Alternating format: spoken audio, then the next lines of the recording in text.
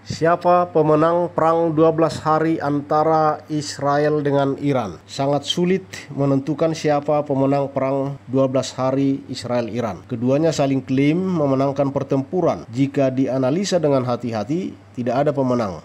Keduanya kalah dalam takaran tertentu. Pergantian rejim tidak terjadi di Iran seperti yang diharapkan Israel dan Amerika. Ali Khamenei tetap memimpin Iran. Dia selamat dari target pembunuhan Israel karena bersembunyi di bunker. Beberapa misil balistik Iran memang sukses memporak-poranda beberapa wilayah Israel. Apartemen dan rumah sakit rusak berat, termasuk infrastruktur Institut Sains Weizmann di Rehovot juga hancur. Turut juga hangus hasil-hasil penelitian penting bersama dengan alat-alat lab yang sangat canggih. Tetapi hal itu tidak cukup menjadi faktor yang menentukan kemenangan Iran. Beberapa pengamat politik justru mengatakan Iran telah salah melakukan kalkulasi. Strategi politik Iran blunder, membuat mereka mengalami kekalahan, bahkan penghinaan. Jika dirunut ke belakang ke tanggal 7 Oktober 2023 hingga saat ini, maka Iran justru mengalami kekalahan menyakitkan. Setelah Hamas, proksinya Iran, sukses menyerang Israel pada 7 Oktober 2023, Jenderal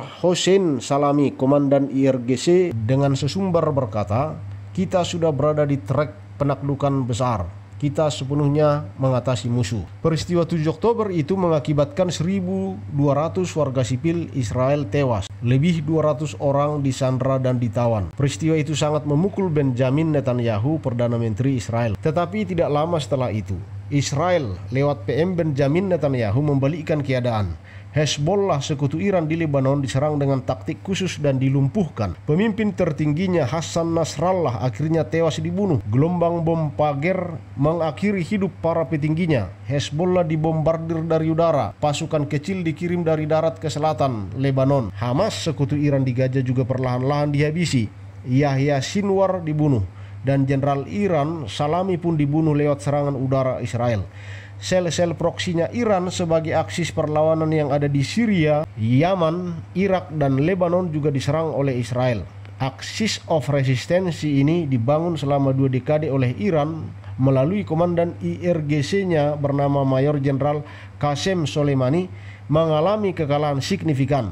Yang terbesar dari proksi ini adalah Hezbollah. Israel juga sukses membombardir kelompok Houthis yang jauhnya 2.000 kilometer ke sebelah selatan. Dalam perang 12 hari, Iran dan Israel meluncurkan pesawat tempur dan misil balistik satu sama lain. Nasib Netanyahu makin bagus dengan kembalinya Presiden Donald Trump ke tampuk kekuasaan Gedung Putih pada bulan Januari 2020. Pada 13 Juni, Israel memperluas konflik dengan meluncurkan operasi Rising Lion, operasi penyerangan militer terbesar dalam 2 dekade terakhirnya. Lebih 200 pesawat tempur berterbangan di langit menyasar ratusan basis militer Iran yang ditarget, termasuk membunuh ahli-ahli nuklir Iran dan membunuh figur-figur militer Iran. Netanyahu dianggap telah menghancurkan kesucian pengaruh Syiah Iran yang meluas dari Lebanon, Syria, Irak. Kesucian itu hancur ketika keluarga Assad di Syria digulingkan Desember lalu tampuk kekuasaan Syria diserahkan ke tangan rejim barat. Pesawat-pesawat tempur Israel menghancurkan seluruh sisa kekuatan udara Syria, termasuk aset naval dalam serangan preemptif yang telah menghapus ancaman militer Syria terhadap Israel. Lobi kuat Netanyahu kemudian memaksa Trump ikut terlibat perang 12 hari.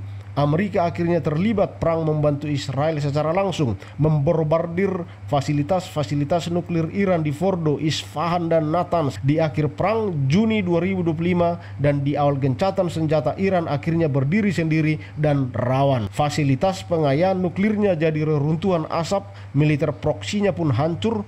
Khamenei sembunyi di bunker, rejimnya pun berjuang keras bertahan, dan Rusia yang adalah sekutu dekatnya selama ini enggan menolong Iran karena memang Rusia memiliki relasi yang unik dengan Israel. Mitos bahwa Iran ditakuti dan tidak tersentuh runtuh seketika saat Israel mengontrol sepenuhnya ruang udara Iran, menyerang beberapa kota di Iran dengan pesawat-pesawat tempurnya. Siapa pemenang? Sulit menentukannya. Bukan Israel, bukan juga Iran. Pemenangnya barangkali adalah Benjamin Netanyahu, Perdana Menteri Israel. Karena lewat perang 12 hari, Benjamin Netanyahu kembali mendapatkan simpati dari masyarakat Israel dan popularitas kembali di panggung politik Israel.